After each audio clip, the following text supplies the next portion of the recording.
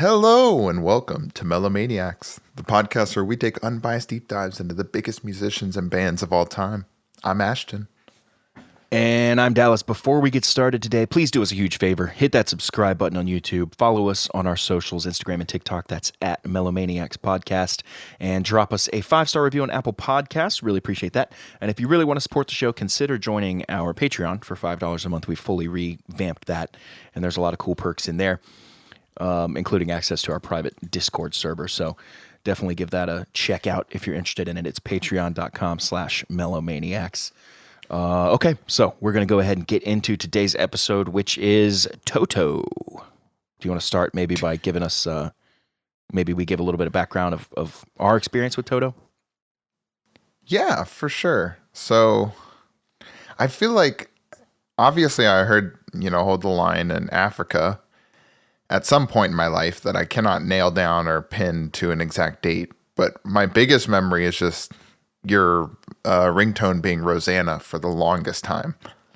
Yeah. I don't know how long that lasted, but that was like my biggest Toto memory was the Rosanna I think it thing. lasted until like a couple weeks ago. We were shooting a funny video and I changed my ringtone to Dancing Queen for the video. Oh, you still had it as Rosanna? That's it was awesome. probably still Rosanna up until that point, yeah. That's great. It's a great So that song. was probably 2016. Yeah, almost 10 years. Yeah, I love that song. And we played it as a cover band when I first moved up here with a group of guys. And that was when I was kind of like, oh, this is a really cool song. Having to learn all the solos and all that stuff. I was like, oh, this is great. Yeah, not an easy song though for anybody, I don't think. No, it's pretty tricky across the board. But I think a lot of Toto stuff is that way. Yep, that's what you get when you get session musicians. They usually just are on that another level. But for sure. yeah, both those songs, or not both those songs, but Rosanna is definitely from the best album. Probably aren't my favorite. I'd have to most people's favorite, but my favorite songs on that album is just not Rosanna. I love what is the name of it? It totally just left my mind. I must not love it that much, but wow. It's because it's not a big hit. Waiting for Your Love. That is my jam, that's off of 4? Yeah, it's off of 4. It's It's the track right before Africa. So I usually play Waiting for Your Love, skip Africa, and it goes right into Rosanna to start the album. Nice. That's Wait, so that's the first song? Rosanna's the first song on the album. Oh, so this other stuff's at the end. Africa's the last one. Yep, Africa's the last, Rosanna's the first, and then my favorite is the second to last, so that's where I start the album. And then I skip Africa, and then I let it play all the way through. I never really liked Africa, for starters, but then also it's then become just so overplayed and stuff as well. The other thing, there was one of their later albums we were talking about before we hit record. I think it's called Falling in Between. It's like 2006. That's the album I had. On it, there is a song that starts with like African drums. And so just listening to the CD, you don't see the names of it and stuff. So I just always assumed that was Africa. I was like, oh, that's cool. Yeah, I know that song. And then I heard the actual Africa and I was like, this is not the same song at all. This is not what I thought. I don't like this one that much. Yeah, I was making the joke to Nicole and I had you listen to it this morning, but they have a song called Mashenga that's just has that same like Africa vibe. Like it very much like seems like they were just trying to like strike gold again, with Africa. Mm-hmm. But It was like 2 albums later, or 3. It was off their 7th album, the 7th one. So it was nice. Like a kind of that similar. Yeah, I know, right? Super original Toto. But let's get into it. So with all that we've been saying, you as a listener have definitely heard Toto. Even if you think you haven't, you have. They're one of those bands. I think Foreigner's kind of the same way. So you've definitely heard Africa in a bar. You've heard Hold the Line in a movie trailer. You might have even found yourself humming Rosanna at some point, wondering maybe it's about Rosanna Arquette. And a spoiler, it kind of was. But here's what people don't know, what most people don't know. Toto was not just a band. They were actually an elite squad of musical commandos. These guys were like the Avengers of the LA studio scene. And this is before they even formed Toto. They'd played on thousands of records. So their resumes read like, a Rock and Roll Hall of Fame playlist. They were on Michael Jackson's Thriller, Steely Dan, Boz Scaggs, Elton John, even the theme song to Dune, the 1984 one, which is pretty interesting. And we're going to be diving more into that in the bonus episode for today. So we're going to leave that where it is, but wanted to give you a little preview to what we're dealing with here. Yeah, these are... Because there's basically a band formed out of studio musicians. So there's a lot to be expected from that band, musically at least. I think that warrants, a deep dive on Toto. So they were more than just, memeified chorus and synth-heavy grooves. Africa, aka. And they were the ultimate session musicians who accidentally became one of the biggest pop rock bands of the 80s. And then got buried under the weight of their own success, bad luck, and just the ever fickle beast we call critical acclaim. So this is the story of Toto, a band that climbed the charts, got shunned by critics, broke up, got back together, ultimately proved that the catchy hooks, mind-blowing musicianship, and a dash of 80s cheese can be timeless. So that's so true. But I wonder about the 80s cheese thing. It's I wonder if it was cheesy at the time, if it was always cheesy, or if it's just cheesy in retrospect.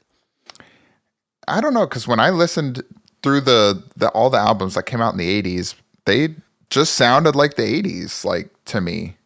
So I can't imagine Which was pretty cheesy, so I get it. For sure, but I can't imagine that within the 80s you were oh bro, this is so cheesy. It sounded like everything else on the radio, so but just with Toto's charm sprinkled in. So yep. So to understand Toto, as we get into the actual band here, we got to get a little bit of backstory, understand where they came from, as we usually start. And they came from everywhere. So we're going to go through quickly and actually list out the members and kind of what they do and stuff. So first we had Jeff Porcaro. He was the drummer, the backbone, an absolute groove master. He played with Steely Dan at 17 years old. The only other person I know that was in music that early was Neil Schon from Journey, was in Santana at 15, which is pretty crazy. Oh, that is awesome. So Steve Lukather, guitar, one of my favorite guitar players, the riff king, a tone master, the guy you call when you want your track to melt faces and get on the radio. So everybody knows in Michael Jackson's Beat It, everybody knows Van Halen does that solo. I just assumed Van Halen also did the but that's Luke that's doing that. And he actually wrote that too. They wanted something, because a lot of times they'll sit you down and be like, we want something like this here. And then if you're the session guy, you're like this? And you just come up with something and they're like, yes or no. So that was actually Luke came up with that part, which is pretty cool. David Paich, keys and vocals. One of the main songwriters, the arranger, the guy with the pop sensibility and the chops. That's probably where you're getting all your harmonies and stuff from, or him. Steve Porcaro on keys as well. Jeff's brother, a synth wizard, probably had dreams in MIDI. David Hungate, bass, the smooth operator, held down the low end with precision. And finally, Bobby Kimball, the vocals, the voice. He was actually a Louisiana soul screamer. Could hit the high notes like a shotgun blast. And these guys were the cream of the LA session scene. They played on albums like Silk Degrees by Boz Scaggs, which planted the seed for Toto. Because Paich and Porcaro are looking around the room realizing, hey, why don't we just do this ourselves? We're all here in all these sessions every time, sitting across from each other again.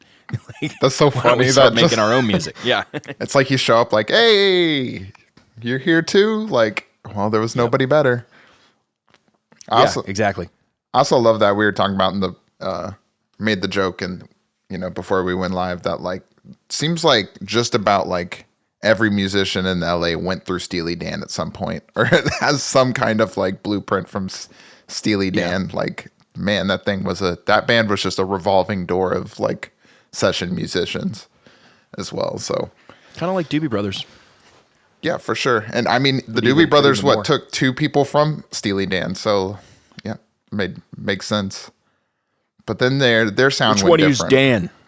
Yeah. Just walking into the room. Who's Dan? And why is he so steely? My check didn't clear. Yeah. Oh, that's not good. That's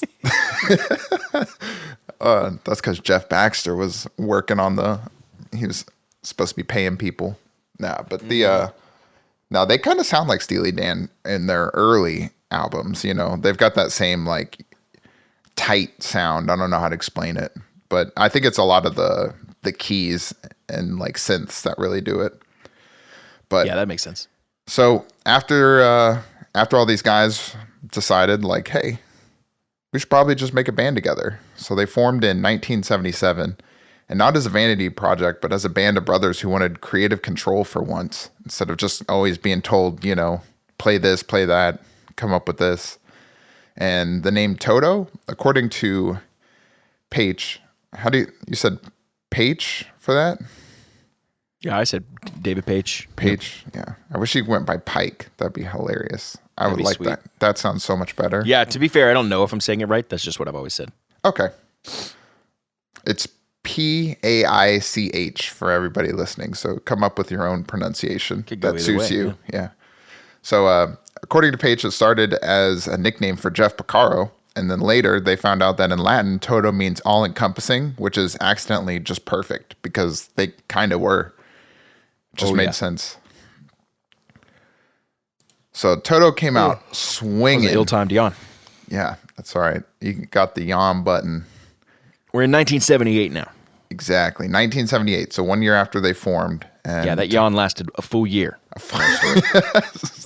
It's wild. Started in 77, ended in 78. That has to be a record. I know.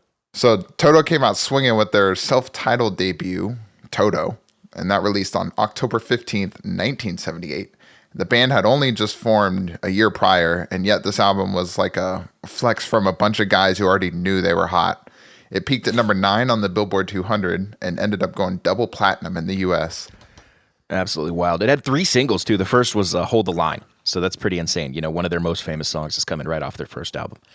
That actually hit number 5 on the Billboard Hot 100 and became their signature rock anthem overnight, and still to this day. The second single was I'll Supply the Love. I saw that name earlier, and it made me laugh. That made it to number 45. The final single, Georgie Porgy, featured Cheryl Lynn. Only hit number 48, but still became a cult favorite. And you've definitely heard it on some sort of like vintage R&B playlist or something. However, critics were not kind. Rolling Stone, said they sounded like a bar band with a budget, which, shut up. But clearly, listeners didn't care.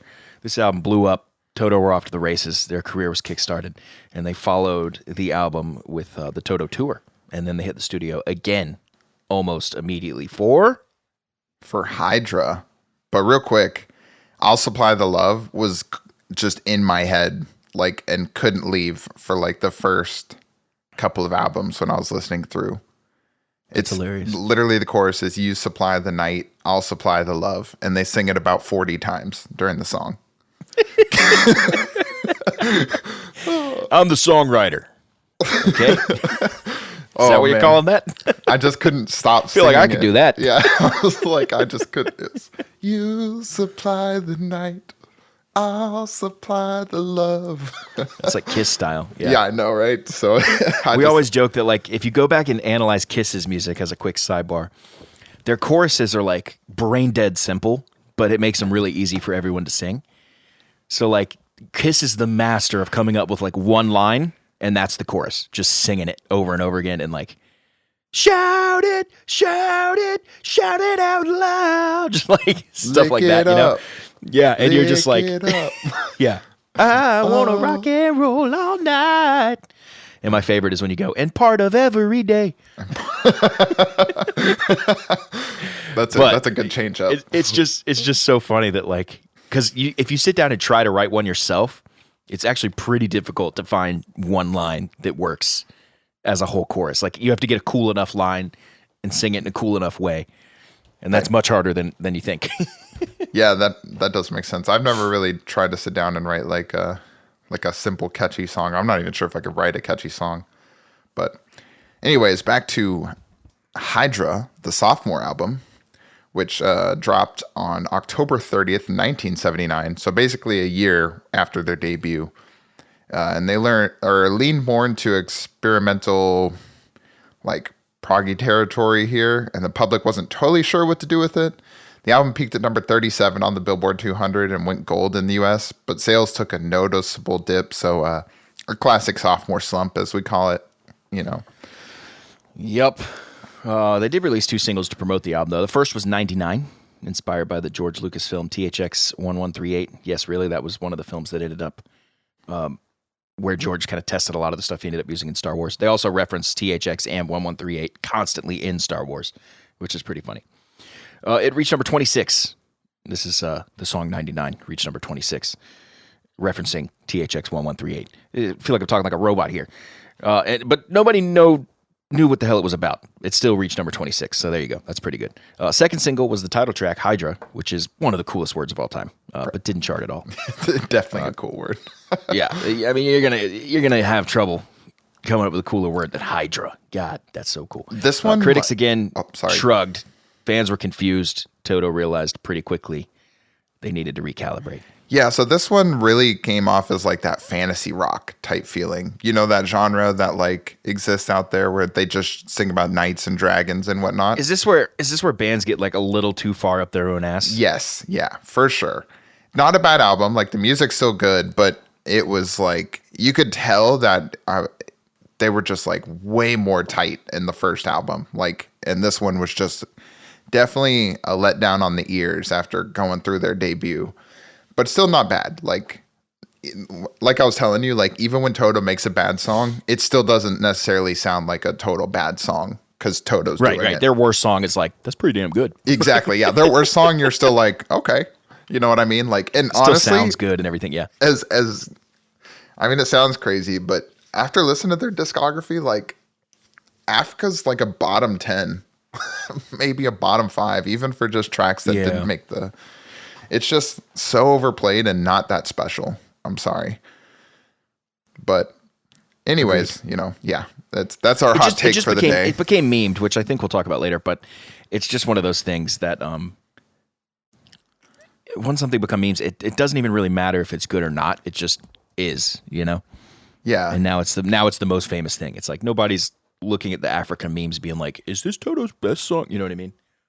Yeah. And then I mentioned it for the first one, but they basically go on tour after every album. They've been on 21 tours over their history, including their most recent, I think was like a year or two ago.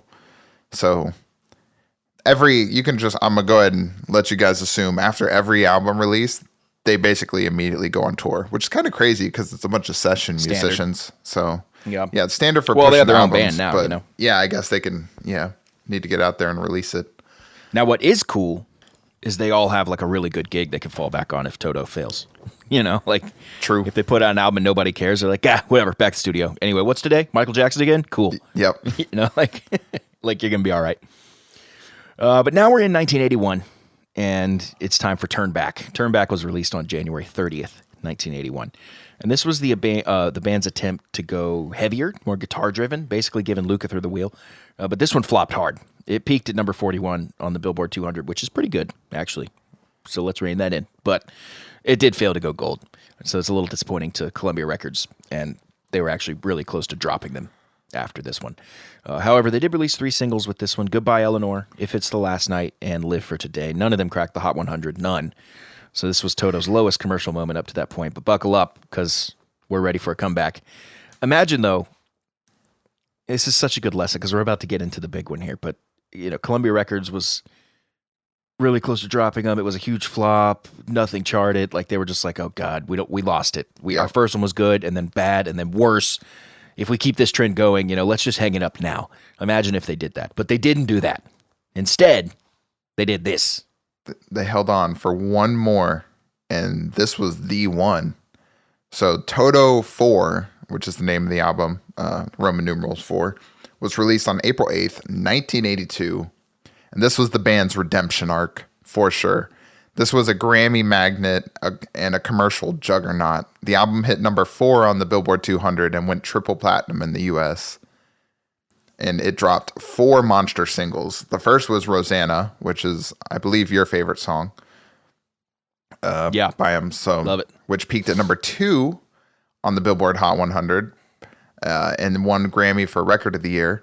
The second was Africa, which hit number 1 on the Hot 100. So they had number 1 and 2 with 2 of their singles from this album. And it later became a meme anthem of the internet age, Africa, that is. The third was I Won't Hold You Back, a soft rock ballad that hit number 10. And the final single was Make Believe, which peaked at number 30. This is where I'm so upset that my song wasn't even a single, dude. It's so good. I don't get it. But people just weren't ready for that kind of groove. Again. Yeah, I've had you listen to it in the past. It's a good one. but still very opposite as far as like, man, this one's success was crazy. So the album actually won 6 Grammys, including Album of the Year, and made Toto one of the biggest bands on earth, at least for a minute. Then things fell apart. Yep, you know how it goes. That's how it goes. So after Toto 4, Bobby Kimball's voice started to crack. Literally, years of touring and alleged drug use took their toll. He was out in 1984, and David Hungate on bass was also out at the same time. He was replaced by Mike Porcaro. So can't help but think that if the Porcaros had enough brothers, they would have just made a whole band entirely of Porcaros, in which case they should have just named it Porcaro, which we were talking before the podcast is a pretty solid name. I like that name for a band. However, though, now we have enter Fergie Fredrickson. Come on, man. Fergie Fredrickson. Great voice, rough fit, rough name too. He recorded Isolation in 1984, which was a solid album, but it really lacked the Toto magic that we've grown accustomed to. So let's talk about it. 1984, Isolation. So after Toto 4's success, the band returned with Isolation. That came out October 18th, 1984. Like we said, Bobby was out, Fergie was in, and the critics still weren't happy. The critics they just hate this band, honestly. It's almost like you got to not worry about what the critics are saying. Yeah, I've kind of noticed that. There's been plenty of times where it's like the critics say no, but almost the fans say yes. And at that point, well, and look at the times where the critics say yes, and you're like, what? And it's always when the fans say no. Yep. They're like, oh, this album was a masterpiece, even though it had no singles and sold no copies. Like, there's I heard a lot of great quotes on people talking about critics and stuff, but it's like critics are typically just unfulfilled musicians themselves, or if it's film critics, unfulfilled directors or whatever. They do critics because they can't do the actual thing. You know what I mean? Yeah, there's like, hey, get in here and make your own shit, and then I'll tell you how it sounds. Like, you know what I mean? Like, yeah, dude, critics. I've never looked at the critic ratings for something and let that be the like deciding factor or help influence my decision, because the critics just don't seem to know anything ever. They're very out of touch. They're very up their own ass. Exactly, dude. Their opinions are so bad. It's kind of hilarious. Like, yeah, it's like they can't even listen to music to enjoy it. But I have to find, on this topic, I have to find this quote for you. Let me find it, and we'll put a pin in it, and you keep reading for now. Okay. Yeah, so the critics weren't happy. The album peaked at number 42 on the Billboard 200 and still managed to go gold, but it was a step down, obviously, from 4, which is like kind of how we talk about bands have early climaxes. This is definitely one of those bands. So they climax with, their 4th album, and they'll never quite reach that, same level, but still got to try. So the album had one hit single, Stranger in Town, which peaked at number 30 on the Hot 100. And the second single was Holy Anna, and that missed the Hot 100 entirely. Fans were mixed. Yeah, I know, right? Fans were mixed. Critics were very dismissive. So Toto was suddenly on shaky ground again. Yeah. As a quick aside in the middle of this podcast, I want to read, as we were talking about critics, and it seems off topic. It's not off topic. This directly applies to Toto and every episode we do. This is Theodore Roosevelt's quote, now called "The Man in the Arena." And it goes like this: "It is not the critic who counts, not the man who points out how the strong man stumbles, or where the doer of deeds could have done them better. The credit belongs to the man who is actually in the arena, whose face is marred by dust and sweat and blood, who strives valiantly, who errs, who comes short again and again, who spends himself in a worthy cause, who at the best knows in the end the triumph of high achievement, and who at the worst, if he fails, at least fails while daring greatly, so that his place shall never be with those cold and timid souls who neither know victory nor defeat." Ooh. That used to be shit our president said. Back in the day? Like, dude, come on, man. We don't have any president in my memory that says anything close to that. Yeah, no. That's insane. Definitely but yeah, not. basically saying critics don't mean shit. The credit belongs to the people who are in there doing it. Whether they fail, it matters none. They failed actually being in the arena trying, not standing outside saying like, "He could have done this." Like, no, you don't mean shit. Yeah, I like that. It's a good quote. Yeah, that's one of my favorite quotes of all time.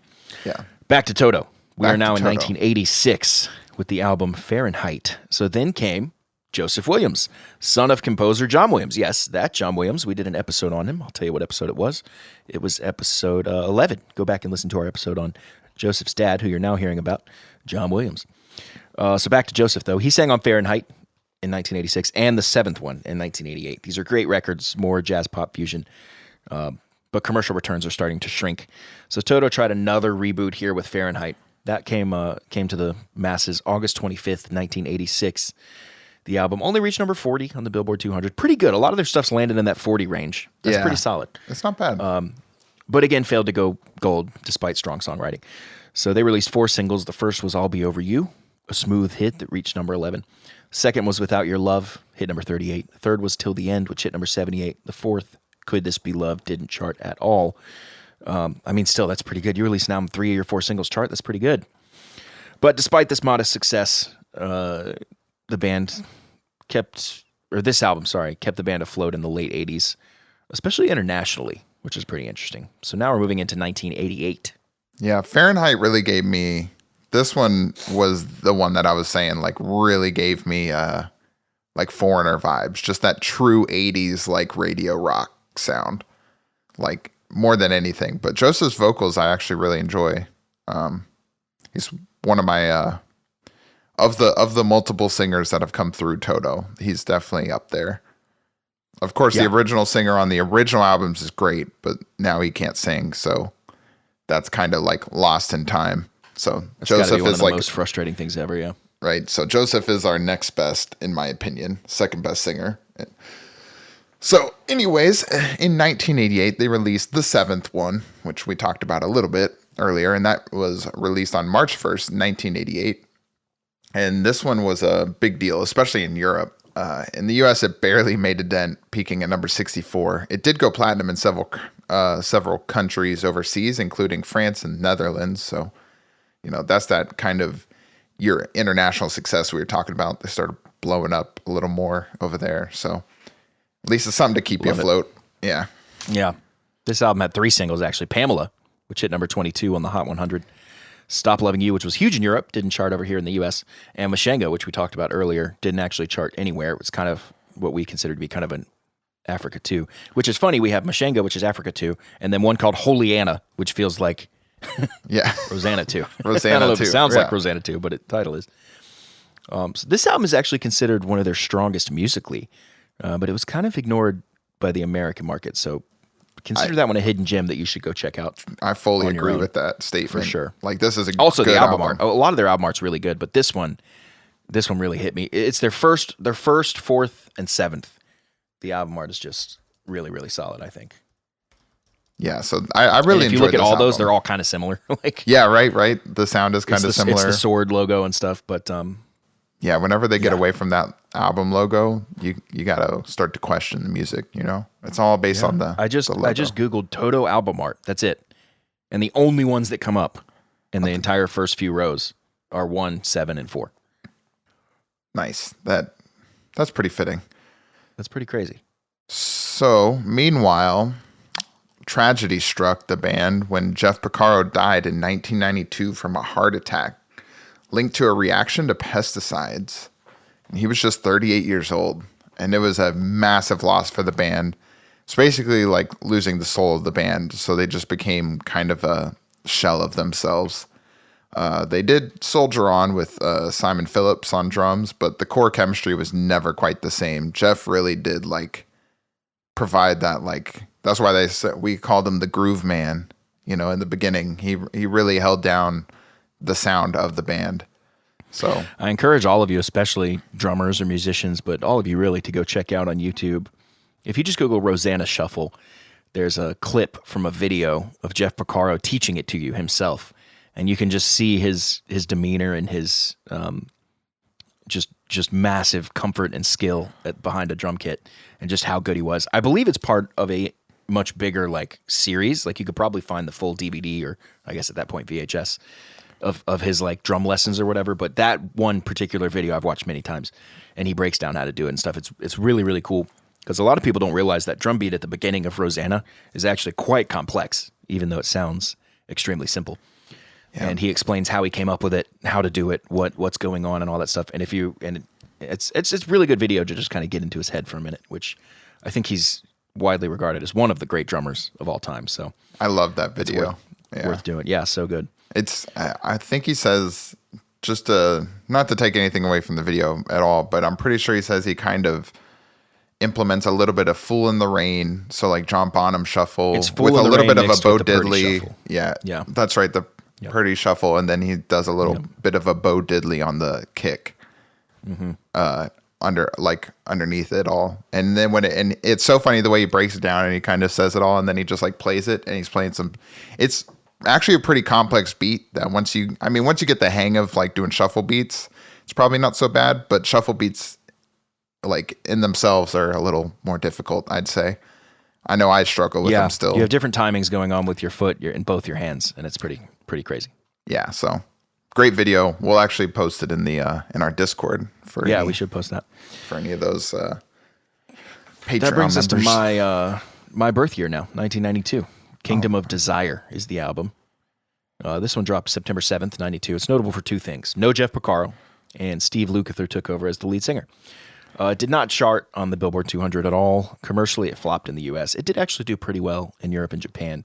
The lead single was Don't Chain My Heart. That got some rock radio play, but didn't actually chart. Second single, Only You, was only Europe. This is Toto's darkest and heaviest album. Fans who like their more aggressive sound usually love it. I guess that tracks. You have, your guitarist kind of taking the reins for an album, and you lost your drummer, so there's some probably heavier feelings and stuff around that. Yeah, it was definitely, like I said, Toto like occasionally pops up with these albums where they just come out with a lot heavier guitar tone and like just like a heavier rock than their normal sound, little less keys, little more guitar tone. And this was definitely one of those albums. And Steve is not a bad singer, but I definitely prefer Joseph over Steve. Everything I've heard from Steve or from Luke singing is like he's not a bad singer at all, but he seems more of a background singer. He doesn't seem to have that lead vocalist like tone and timbre and like forwardness. You know what I mean? Yeah, his voice wasn't bad. It just didn't draw me in the way that some of the past Toto albums and singers have, if that makes sense. Like it's just not as compelling as I want it to be. But like you said, he's still a good singer, definitely has the chops. So that's where that like phenomenal background singing and great harmonies come into play. Yeah. There's two things you need to be a singer. You need tone and you need pitch. And if you have both, you're going to be awesome. Like really awesome. If you have just tone and you're not that good at pitch, you could still make it as a lead singer. Because like you look at people like, there's tons of examples, especially in punk. Like you can get not the best singers that have immense amounts of tone, and that tone draws people in. It makes kind of their signature thing. The other side, if you have just pitch, not that much tone, you're probably going to be a really good backup singer, like singing harmonies and things like that, because that's where pitch is super important and tone is not important, because you're getting all the tone from the lead vocalist. So that's the category I would kind of put Luke in. I mean, he's obviously got some tone, but listening, like he sings the verses in Rosanna, so that all I want to do when I wake, like it's pretty vanilla. It's like great pitch, but not a lot, because you can tell exactly when Bobby comes in. Never compromise. Like that's the real, like you're like, oh, there's the singer. Like that's a like he's bringing all the pitch and everything and the tone and all that. You're like, oh, nice. Vanilla is a great way to describe him. Yeah. Vanilla is a great word for describing his vocals. Yeah. For just sure. like nothing wrong with it, but not bringing that heat. So now, guitar-wise, though, good God, he's one of the best of all time. Oh, for sure. He definitely had like free reign on guitar. I'm not taking anything away from Luke. He is one of the best guitar players of all time. I watched a instructional video with him one time. It was not very instructional. He's not a very good teacher from at least that video. But what I did get, I was just watching him play. He was like, yeah, you can do something like this. And then he just noodles, and you're just like, dude, this guy thinks so different on guitar. Like he doesn't play any of the like normal stuff a normal like lead guitar player would play. He's so far past that, so far outside the box, and it's just so cool to watch. That's always awesome. You'll have to send me that video, or I'll have to look it up. I've been looking for that video because there was one lick he played that I was like, I got to learn that lick, but I have not been able to find it. But yeah, you can find tons of videos of him Just Steve Lukather guitar lesson or whatever, Steve Lukather guitar. So many videos of him just sitting down talking about guitar. And if you ever get videos of him just playing, just noodling, just play anything. That's such a valuable thing to watch, I think. We'll have to drop that in the research team. Yes. Yeah. See what they can come up with. Yep. Me being the research team. I'll see what I can do. I'll pass that along to my research team. Yeah, exactly. Who's your research team? I'm just gonna do it later. That's just my notepad on my phone. Yeah, that's fine. So anyways, we're back to the Toto thing here. We're in 1995 now. Yep, 95. That's when their album Tambu was released. May 23rd, 1995. And this was the band's first full album after Porcaro's death, and marked a stylistic shift. So this is where they officially brought in Simon Phillips on drums, and the album went full alt-rock, kind of grunge light. So they kind of continued that heavier sound that we kind of got a little taste of in Kingdom of Desire. It peaked at number 182 on the Billboard 200. So, well, I was going to say their worst performance, but their previous one didn't chart at all. So I guess they're back on the charts. The lead single was I Will Remember, and that got some play in Europe, but didn't chart in the US. And the second single, Drag Him to the Roof, also flopped. And despite its lack of chart success, this is one of the most introspective and mature records, critically underrated. That brings us to Mindfields, which came out in 1999. It actually came out on March 16th, 1999. Joseph Williams is back in the mix, and the band was trying to balance that old school Toto sound with new sonic experiments. And while this didn't chart in the US, again, Europe showed up for Toto. The lead single was Melanie, which was a minor hit in a few different countries. Other singles like Cruel and Caught in the Balance didn't chart, but are fan favorites today. Cruel being one of my other favorites. That song is just... I like Cruel a lot. So good. However, I will say, go listen to it on the Falling in Between live album. That was where I first heard it, and it just blew my doors off. And then I went back later and listened to it on the album, and it's also very good, but just not as good. Go listen to that live version.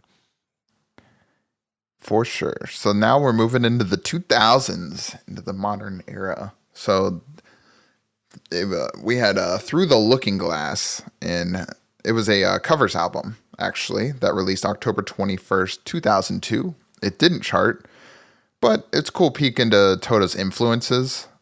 They covered songs by Bob Marley, George Harrison, Stevie Wonder. It's not essential listening, but hardcore fans really dig this album. Yeah, now we're into kind of the later Toto years here. We're in 2006, so there's less to say about each of these because they just didn't have the long, term impact that the earlier ones did. This is Falling in Between, came out in 2006. This is the album that I owned as a kid. Before I knew anything about Toto, this was just the one that I had for some reason. I don't know why. This was released on Valentine's Day, 2006, and it was kind of a surprise release. It didn't chart in the US, but fans and critics actually liked this one. That's a surprise. It was heavier, tighter, and featured a few guest spots from Ian Anderson of Jethro Tull and Jason Scheff of Chicago. The single Bottom of Your Soul didn't chart, but was actually one of their best songs post-2000. It's a real sleeper hit. That was actually my favorite song off of this album as well. I remember sitting in the back of the van as a kid listening to it on like a Walkman, or at that point it would have been maybe an early iPod or something like that. Oh, man. That took me back on memories of my old listening devices through the years. Yep. I never had the Walkman, but I had like a cassette I had a player. yellow one. Did you? I think so. Yeah, I never got the Walkman. I had a cassette player, just one of the like cassette with the speakers attached basically in my room. So I listened to cassettes, but I never had the Walkman. My first mobile one was like the disc player that you like, and in the 90s, all your jeans had like big enough pockets to fit that huge thing in there. So like I had like the actual just portable CD player. You like pressed it, it popped up, you put your CD and close it. So I know one pocket I had that thing going with my little gray headphones coming out of it. And then the other pocket was the CD like holder with all my CDs in it. Man. Yep. And then I remember the first MP3 player before iPod really came out. Then they had like the Was the iPod Classic the very first? No, the very first one was just called iPod. And that was like... I had that one. Yeah, I'm trying to remember then what the that one iPod looked Classic like. was later. After they did a few others like the Nano and the Shuffle and all that, they came back to the main big one and they added video and much, much, much more storage. The bigger storage was like the selling point on that one. Yeah, and the bigger at that point, it's kind of funny to look at, but the big, big, massive one was 256 gigs. Which is just like the smaller size on your phone now. Yeah, there was a great marketing lesson in there too. That you'll see if you ever take a marketing course. It's where Apple could have said, 256 gigabytes, and if someone knows what that means, they're like, "Whoa, that's a lot." But they didn't do that. Instead, they wrote like 30,000 songs in your pocket. Is that kind of thing? Like it's like, okay, that's a smart, subtle change where you're selling benefits, not features. Like That 256 gigs is a feature. That's cool. What does that mean to me, though? I don't care about 256 gigs. That's true. What does that mean to me? You're simplifying it for the broader audience. Yeah. Don't sell me the feature of 256 gigs. People love to get caught up in the weeds of all that stuff. Sell me what it means to me.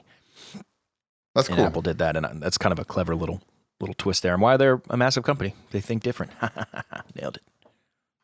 So back to Toto. We have quite a few years skip here between the Falling in Between album and their next. Almost a decade. Yeah, exactly. So, Falling in Between came out in 2006. Their next album, titled Toto 14, dropped March 20th of 2015. So literally almost a decade, 9 years later. And fans treated it like a true sequel to Toto 4. It debuted at number 98 on the Billboard 200. Modest, but better than anything they'd done in years.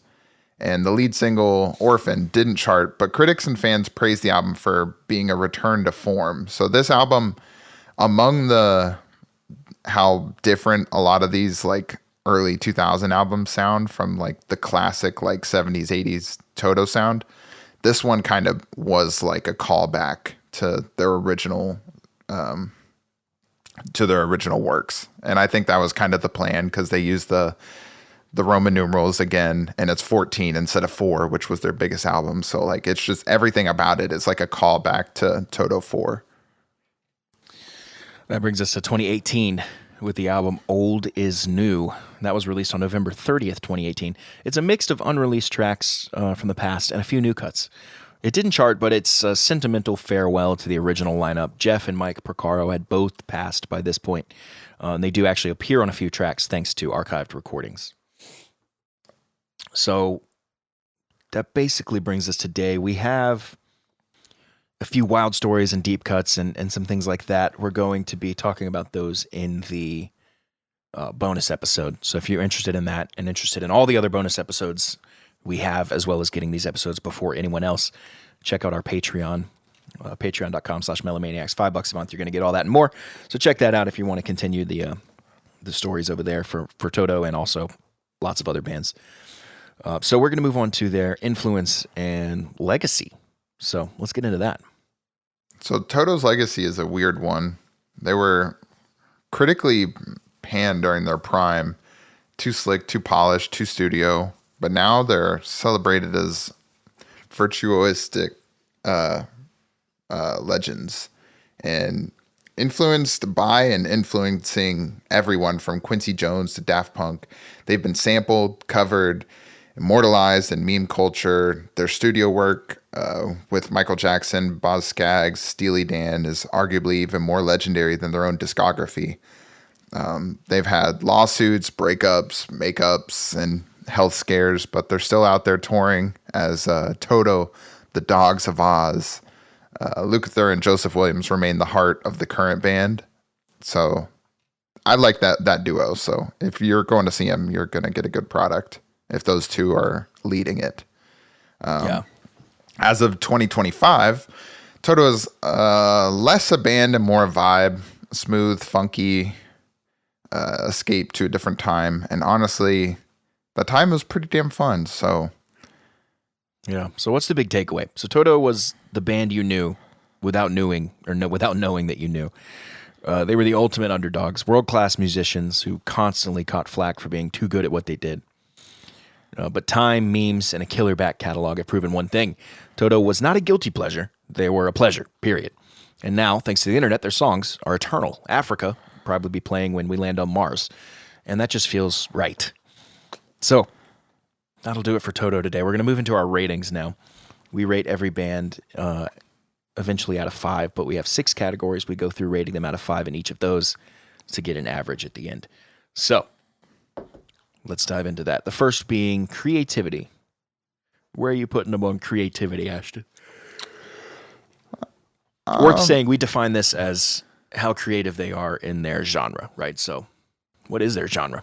Now it would just be called classic rock, but what would that have been called at the time?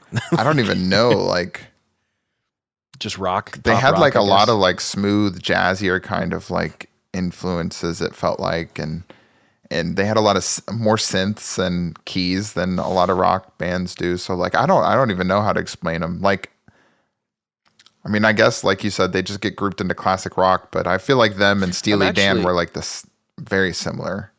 Yeah. So I see you gave them a 3 out of 5. I'm actually going to give them a 4 out of 5 because creativity in their space to me means how are they different from everyone around them, and they're different from everyone around them, like Foreigner, those kind of guys, because their musicianship. They just had some of the best musicians in the game. You're not gonna get that caliber at most bands.